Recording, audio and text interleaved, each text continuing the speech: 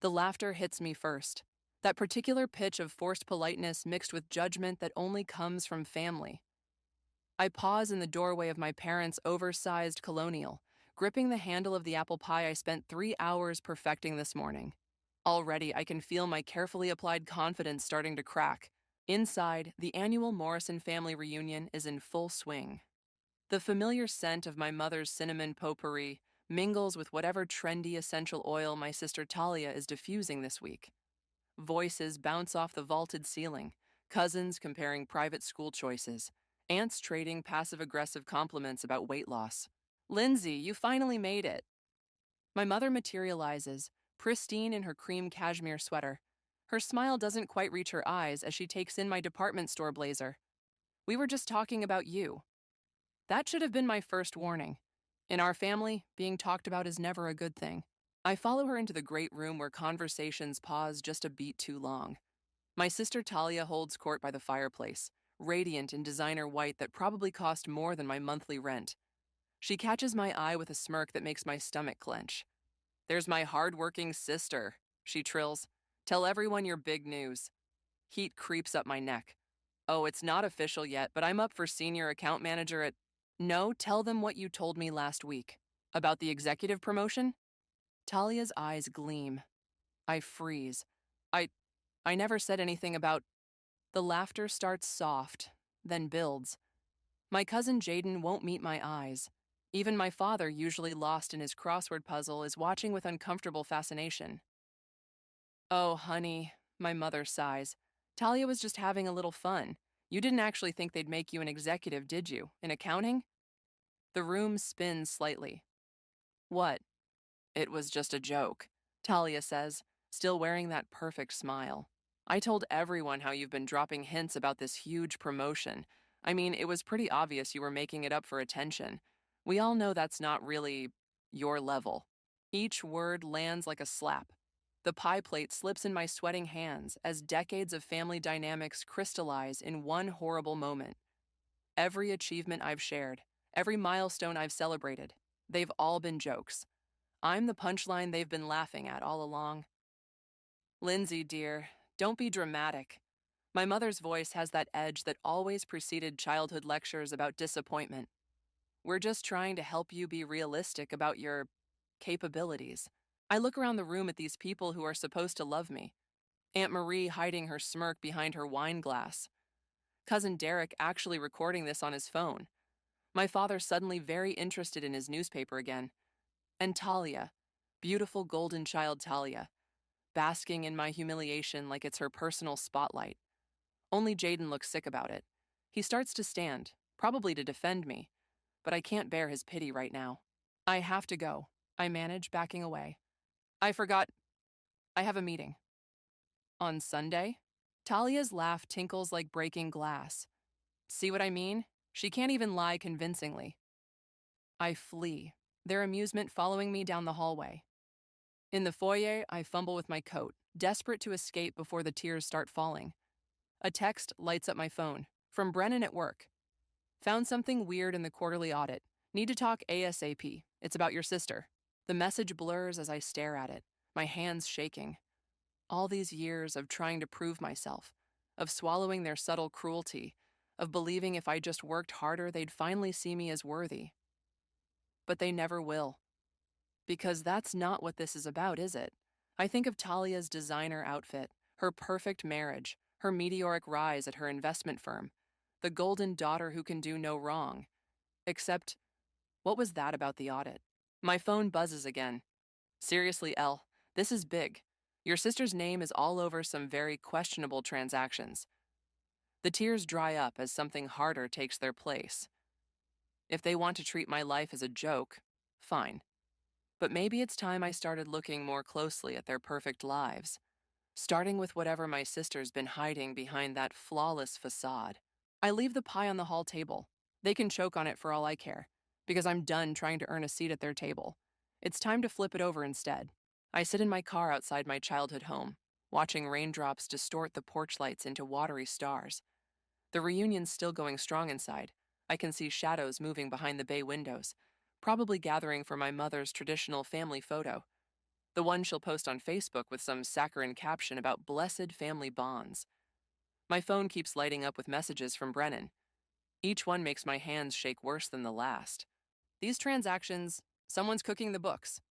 Need to meet in person, too sensitive for text. This could be serious fraud. I should drive straight to the office. Instead, I find myself walking through the side gate, drawn to the warm glow of the kitchen window. The familiar path feels different now, like I'm trespassing in my own past. Through the glass, I see my mother arranging desserts on her prized silver tray, probably for the photo op. Even from here, I can tell she's switched out my homemade pie for something store-bought and prettier. The back door's never locked. I slip inside, the kitchen's warmth hitting me like a physical blow after the rain. My mother startles, nearly dropping a crystal bowl of berries. Lindsay, I thought you'd gone home to whatever meeting you made up. Why do you do that? The words escape before I can stop them. Why do you have to make everything I do sound pathetic?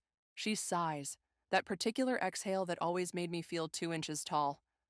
Don't start. I won't have you ruining another family gathering with your sensitivity. Another? I laugh, and it sounds strange even to me. When have I ever ruined anything? I'm the one who shows up early to help set up, who remembers everyone's dietary restrictions, who spent 3 hours making a pie you apparently threw away. Store-bought is more reliable. She won't meet my eyes, rearranging cookies with surgical precision. You know how particular Talia's friends are. Talia's friends? Something clicks. This isn't even a family reunion, is it? This is another networking event for her? My mother's silence is answer enough. All those relatives, they're not just family. They're investors, business connections, people Talia needs to impress. And I'm the awkward sister whose very existence threatens her carefully curated image. You could learn from her, you know? My mother's voice goes soft, almost pitying. She understands how to present herself, how to make the right connections, instead of hiding in that dreary accounting department, counting other people's money. The irony of her words hits me like a punch to the gut. If Brennan's right, Talia's been doing a lot more than counting money. What would you say? I ask carefully. If I told you Talia might not be exactly who you think she is? For the first time, my mother looks directly at me. Something flickers behind her eyes. Fear? Don't. Don't what? Don't try to tear down your sister just because you're jealous. It's beneath you, Lindsay. Or maybe it isn't anymore. The casual cruelty steals my breath. In the living room, I hear Talia's laugh, bright and false as fool's gold. My phone buzzes again, Brennan sending another urgent message about needing to meet. You're right, I say, my voice steady despite the storm inside. Maybe it is beneath me. But you know what's really beneath me? Pretending everything's fine while you treat me like some embarrassing family secret. I'm done performing for your approval. I turn to leave, but her words follow me. If you do anything to hurt your sister's reputation, don't bother coming back. In the hallway, I pause by the family photos lining the wall. Years of carefully staged moments. Talia's graduations, awards, engagement. I'm in some of them, always slightly out of focus, like the camera itself couldn't quite be bothered with me. But there's one. I step closer, squinting at a picture from last Christmas. Behind Talia's perfect smile, her laptop screen is visible. And those numbers. My phone buzzes one final time. Brennan. Found the smoking gun. Meeting tomorrow, 8 a.m.? I text back a single word. Yes. Outside, the rain has stopped. Through the front window, I watch my family gather for their photo, arranging themselves around Talia like planets around their sun. My mother was right about one thing. I won't be coming back. Not until I've exposed exactly what kind of star they've been orbiting. I start my car, already planning tomorrow's meeting. They wanted to make my life a joke? Fine. But I've got a feeling nobody will be laughing when this punchline hits. Monday morning hits different when you're about to destroy your sister's life. I arrive at the office an hour early, watching sunrise paint the downtown buildings in shades of gold that remind me too much of Talia's perfect highlight. Brennan's already waiting in the conference room, his usual crisp appearance rumpled like he's been up all night. Spreadsheets cover the table, and his laptop shows complex financial diagrams I barely understand. You look like hell, I say, setting down coffee for both of us. Wait till you see this. He pulls up a file. Your sister's firm has been running a sophisticated pump and dump scheme. They're artificially inflating stock values, then selling before the crash. Classic fraud, but the numbers are massive. I lean closer, my accounting brain kicking in despite the emotional storm. And Talia's involved? She's not just involved, she's orchestrating it. He points to a series of transactions. These are her authorization codes. She's been doing this for years, Lindsay. Millions in investor funds just gone. The room spins slightly. I think of all those networking events at my parents' house, all those family friends investing their savings, trusting the golden child who could do no wrong. There's more, Brennan says quietly. Look who some of these investors are. I scan the list, my heart stopping at familiar names.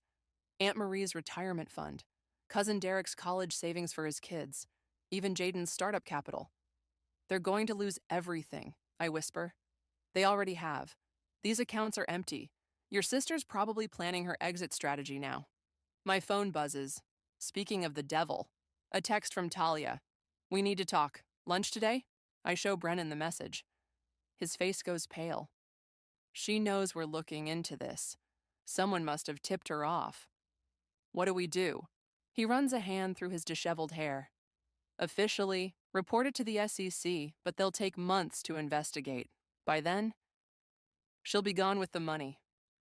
I finish his thought. My family's money. My cousin's children's futures. There might be another way. A new voice makes us both jump. Devin from legal stands in the doorway, holding a manila envelope. Sorry, couldn't help overhearing. I've been tracking similar cases. I've always liked Devin. He has kind eyes and that rare quality of actually listening when people talk. Now those eyes are serious as he spreads photos across the table. Your sister's been meeting with this man. He taps a surveillance photo. He specializes in creating new identities, helping people disappear. My coffee turns to acid in my stomach. When? Last meeting was yesterday, right after your family gathering. The pieces click together with sickening clarity. That's why she orchestrated my humiliation. She needed a distraction, something to keep the family focused on poor, pathetic Lindsay while she prepared her vanishing act. I have a friend at the Journal, Devin says carefully. If we take this to him now, today, it hits the morning edition, before she can run. That would destroy her, I say automatically, years of protective big sister instinct kicking in. She's already destroyed herself, Brennan counters. Question is, are you going to let her destroy everyone else too? My phone buzzes again. Talia. Come on, sis. Important family matter to discuss. Don't make me tell Mom you're being difficult again. The familiar manipulation hits differently now. All those years of subtle undermining, of using our parents' disappointment as a weapon. But this time, she's not just attacking me. She's preparing to rob our entire family blind. Give me your friend's number, I tell Devin. But first I need to have lunch with my sister. They both stare at me. Are you crazy? Brennan hisses. She'll know something's up. Exactly. I gather the evidence into my bag, hands steady despite my racing heart. She thinks I'm still the same pushover she can manipulate. Time to show her how wrong she is. Be careful, Devin warns. People who feel cornered. I know. I manage a smile that feels more like baring teeth. But she forgot something important. She taught me everything I know about wearing masks. I text back, lunch sounds perfect, sis. Can't wait to catch up. The response is immediate. Wonderful. LeBlanc at 1, my treat. Of course it's her treat. She's paying with stolen money after all. I stare at my reflection in the conference room window, practicing Talia's signature everything's perfect smile. Game on, little sister. Let's see who's really been paying attention all these years. LeBlanc's lunch crowd drips old money and corporate power, exactly Talia's scene. I spot her at a corner table, wearing cream silk that probably costs more than my monthly salary. My Target blazer feels like a costume in comparison. Lindsay. She air kisses my cheek, her perfume expensive and suffocating. I ordered us champagne. We're celebrating. I slide into my seat, noting the exits, the security cameras, the witnesses. What are we celebrating? My promotion, of course. Her smile is radiant. I'm being made partner, the youngest in the firm's history. Partner. While her clients' accounts bleed dry, I take a slow sip of champagne, letting the bubbles mask my disgust. Congratulations. When's the announcement? Next week, though. She leans forward, voice dropping conspiratorially. I might not be around for it. Marcus and I are planning an extended vacation, very extended. My hand tightens on the stem of my glass. Where to? Oh, somewhere without extradition treaties. She laughs like it's a joke. Maybe it would be, if I hadn't seen those documents this morning. Actually, that's what I wanted to discuss. I have a business opportunity for you. The waiter arrives with our salads. Talia orders hers with dressing on the side, always in control, even of something this small. I need someone I can trust to handle some paperwork while I'm away, she continues once we're alone. Just signing a few things, maintaining some accounts. The compensation would be significant. Understanding hits like a punch to the gut. She's not just running, she's setting me up to take the fall. Why me? I keep my voice neutral, spearing a cherry tomato. Because you're family. Her hand reaches across the table to squeeze mine. And because I know how much you struggle with money, this could change your life. The worst part? 5 years ago, I might have fallen for it. Might have been so desperate for her approval that I'd have signed anything she put in front of me. Like you changed Aunt Marie's life? The words slip out before I can stop them. Or Cousin Derek's? Her smile doesn't waver, but something cold flickers in her eyes. I don't know what you mean. I think you do. I pull out my phone, showing her one of Brennan's spreadsheets. The numbers don't lie, Talia, even if you do. For a moment, her mask cracks. Fear, anger, and something like respect flash across her face. Then the perfect smile returns. Those numbers can be explained. But more importantly, she leans closer, voice honey sweet.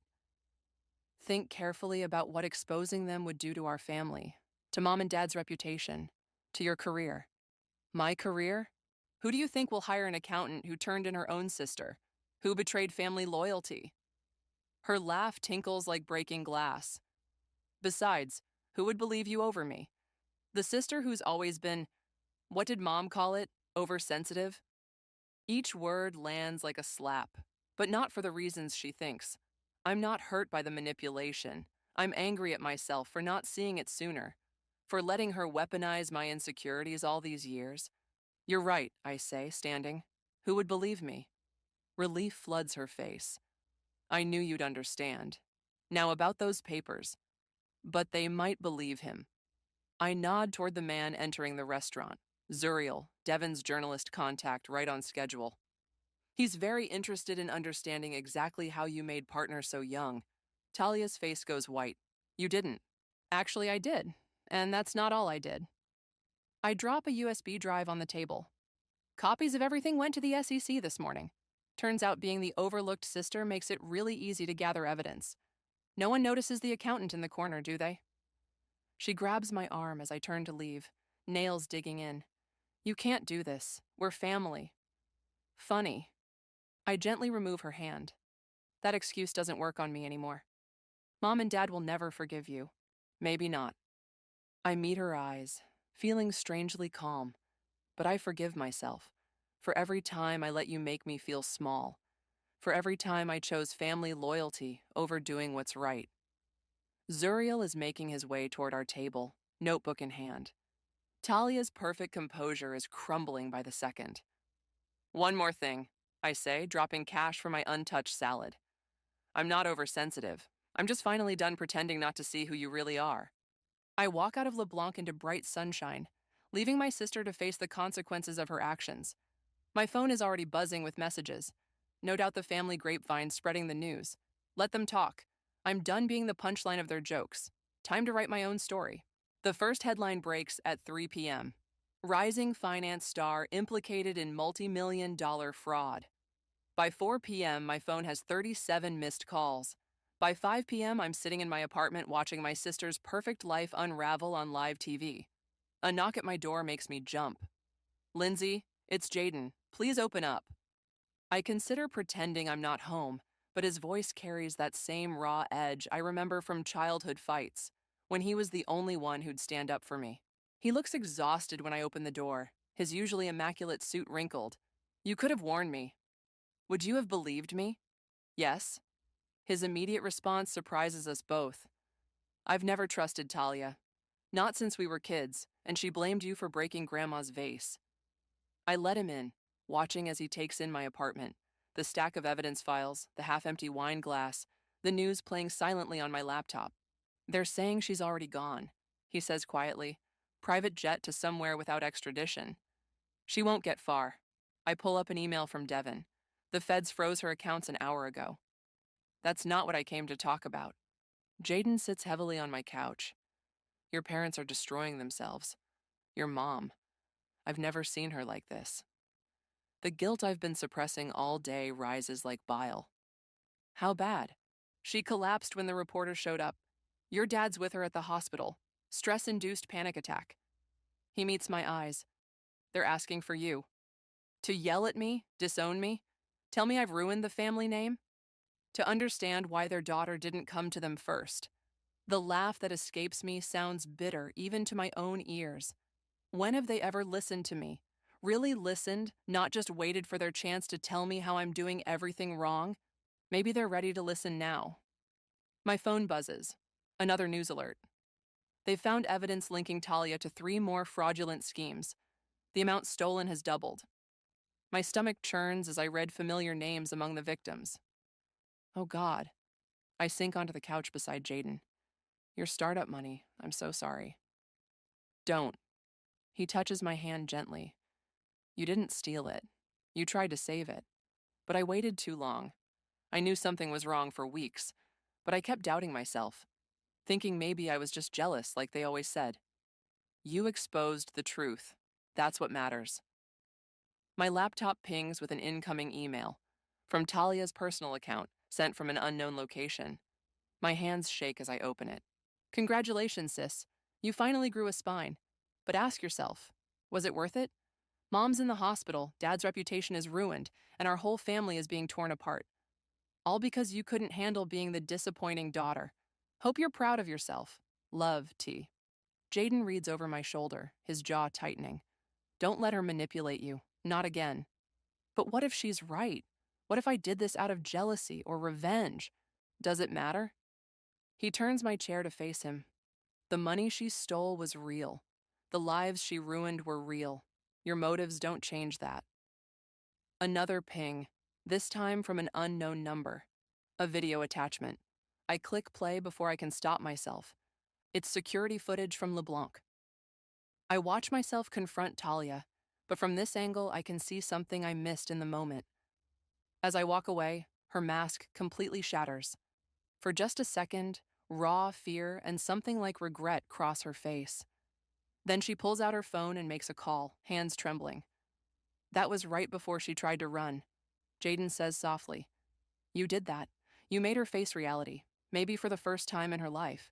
My doorbell rings before I can respond. Through the peephole, I see my father standing there, looking older than I've ever seen him. Lindsay, his voice cracks. Please, your mother's asking for you. Jaden squeezes my shoulder. Whatever you decide, I'm with you. I look at the paused video, at my sister's moment of truth. Then at the door, behind which waits my chance to either heal or permanently break my family. Okay, I whisper, reaching for the handle. Let's see if they're really ready to listen. Because that's the thing about truth. Once it starts spilling out, you can't choose which parts people hear. You can only hope they're strong enough to handle all of it. The hospital corridor stretches endlessly, my heels clicking against sterile tiles. My father walks slightly ahead, shoulders hunched like he's carrying physical weight. We haven't spoken since leaving my apartment. What is there to say after decades of silence? Room 415. My mother looks small in the hospital bed, her perfect makeup finally stripped away. The machine's steady beeping feels like an accusation. Lindsay, her voice is hoarse. Come to see what you've done? I almost turn around, but Jaden's hand on my back keeps me moving forward. I came because you asked for me. Asked for you? She laughs weakly. I asked for my daughter, not whatever you've become. I'm still your daughter. That's why I had to stop her. Stop her, my father finally speaks. You destroyed her. The police were at our house, Lindsay. Reporters. Our friends won't even take our calls. Because of what Talia did, not me. You could have handled it privately. My mother's fingers twist her blanket. Within the family. Instead, you chose to humiliate us all.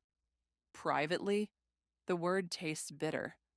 Like how you privately mocked my career, or privately set me up as the family joke. We were trying to protect you.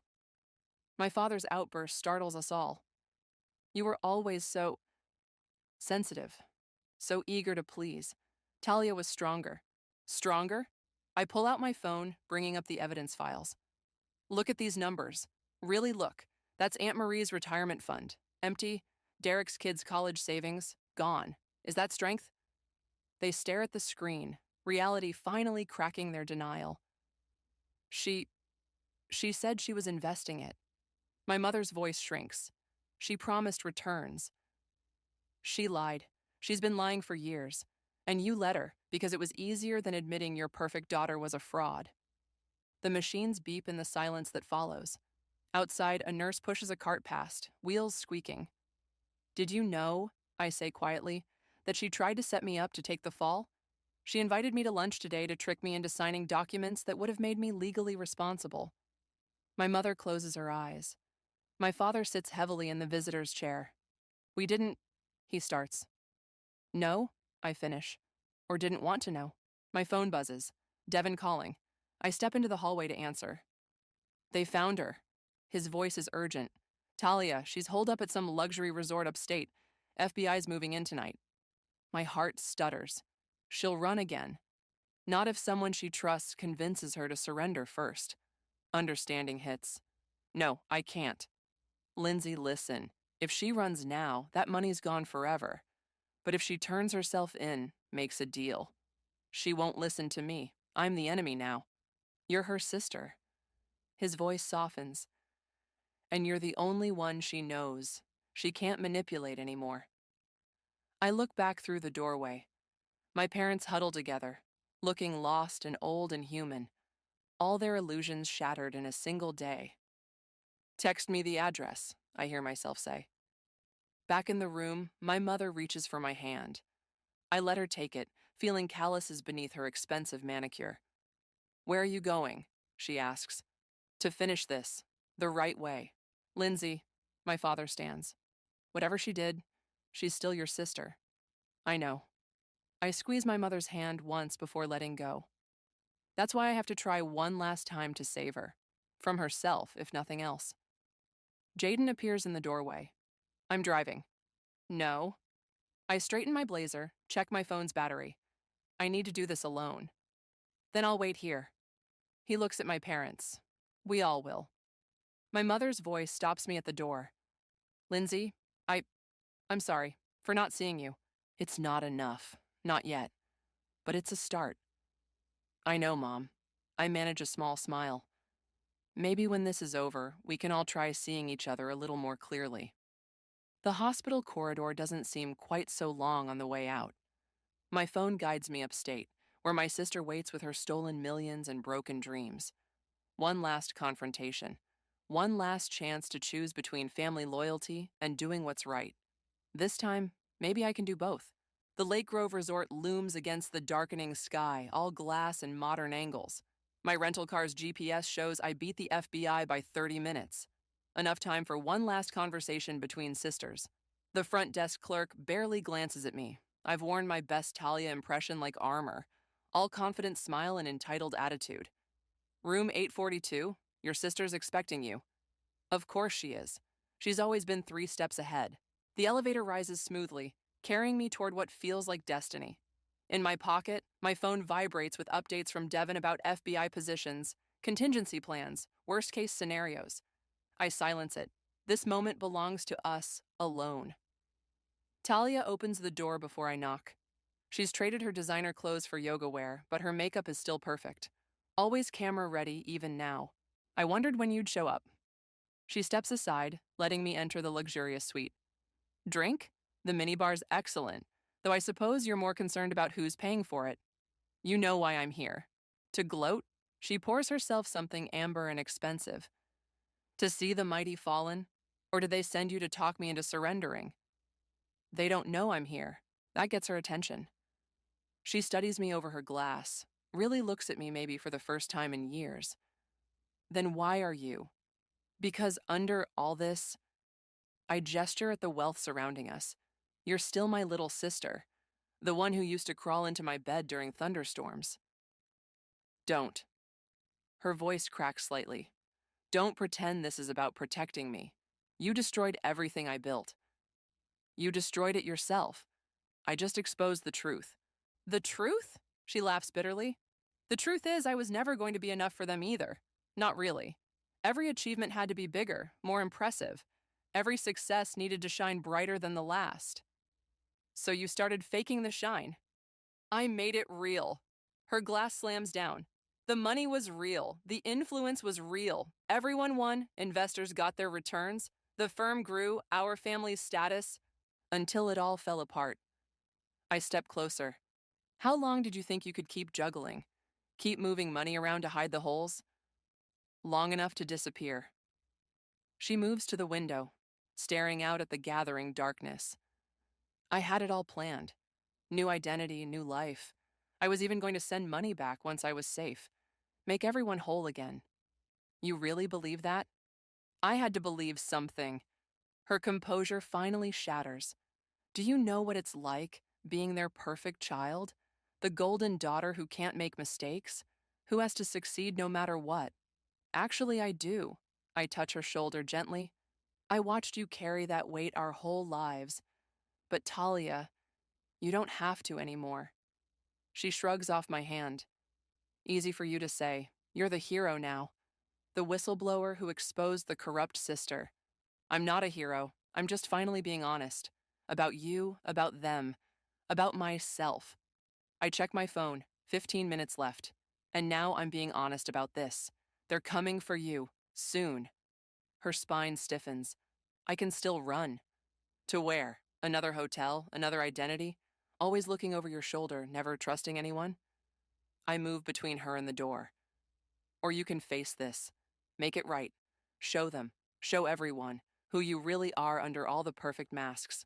It's too late. It's not. Not if you choose to stop running. Sirens wail in the distance, growing closer. Talia's hands shake as she sets down her glass. They'll hate me, she whispers. Maybe, for a while, but we're family.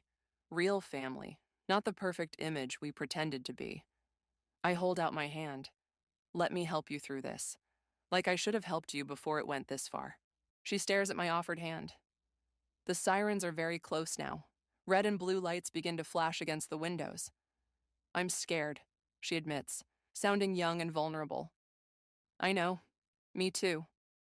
I keep my hand steady. But we can be scared together. For a moment, I think she'll run. I see the impulse flash across her face. Then slowly, she reaches out and takes my hand. Okay, she whispers. Okay. We stand together as footsteps thunder down the hall. In the last seconds before they breach the door, Talia squeezes my hand. I'm sorry, she says, for everything. I know, I squeeze back. Me too. The door bursts open, flooding the room with light and noise. But we don't let go. Not this time. Because sometimes the strongest thing you can do is stop pretending to be strong. Sometimes the truest victory is admitting you've lost. And sometimes, just sometimes, sisters can save each other by finally being real. The courtroom feels smaller than I expected. No dramatic high ceilings or imposing architecture, just a plain room where lives change forever. Talia sits at the defendant's table, wearing a simple black dress instead of her usual designer armor. She looks young, vulnerable, real. I'm not supposed to be here for the sentencing. Family members usually wait outside. But when Talia asked me to stay, her lawyer didn't object. Maybe he saw something in our matching stubborn chins, our mirrored way of squaring our shoulders against bad news. The judge shuffles papers, peers over reading glasses. Before pronouncing sentence, does the defendant wish to make a statement? Talia stands. Her hands shake slightly as she unfolds a paper, then stops. Puts it down, looks directly at the victim's section where our family sits. I prepared a speech, she says, about remorse and redemption and making amends. But that would be another performance, wouldn't it? Another perfect role to play. She takes a deep breath. The truth is uglier. I stole from people who trusted me because I was terrified of being ordinary, of disappointing everyone who expected miracles. I hurt people I love because I couldn't admit I was drowning in those expectations. Our mother makes a small sound. I resist the urge to turn around. I can't undo what I did, Talia continues, but I can stop pretending. Stop hiding behind fake success and start doing the hard work of being real. Even if real means being flawed, being wrong, being. Her voice cracks slightly. Being someone who needs help sometimes. The judge nods slowly, pronounces the sentence 8 years, possibility of parole in 5 with restitution. Less than expected, more than hoped. I watch my sister absorb the news without flinching. Outside, autumn's sun bathes the courthouse steps in golden light. Our parents hover uncertainly until Talia waves them over. Their hug is awkward but genuine. I'll visit, our mother promises, every week. Maybe. Talia glances at me.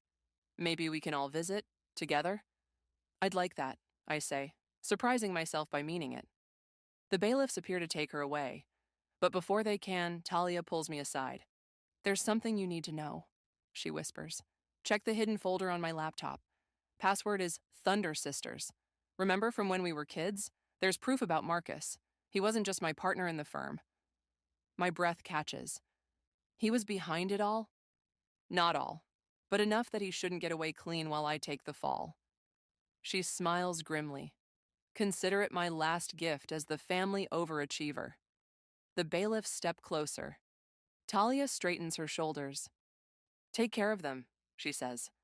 And yourself. Especially yourself. I watch them lead her away. This stranger who's somehow both my sister and not my sister anymore. My phone buzzes. Devin, probably with news about the Marcus investigation. But that can wait. Coffee? I ask my parents. I know a place nearby. The cafe is small, nothing like my mother's usual spots. But she doesn't comment on the mismatched mugs or the barista's tattoos. Instead, she asks about my work. Actually asks, not just waits to criticize.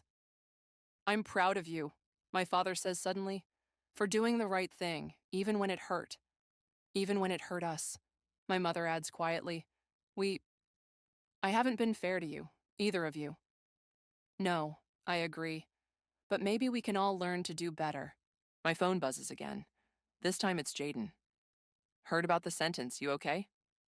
I look at my parents, really look at them.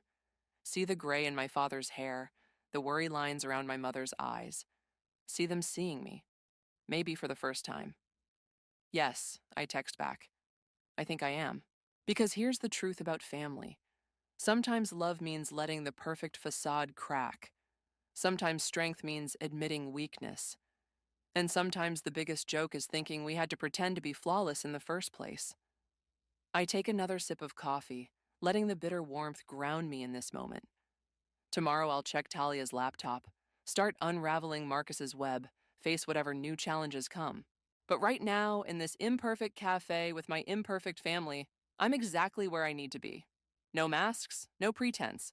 Just us. Finally learning to see each other clearly. And maybe that's the best promotion of all.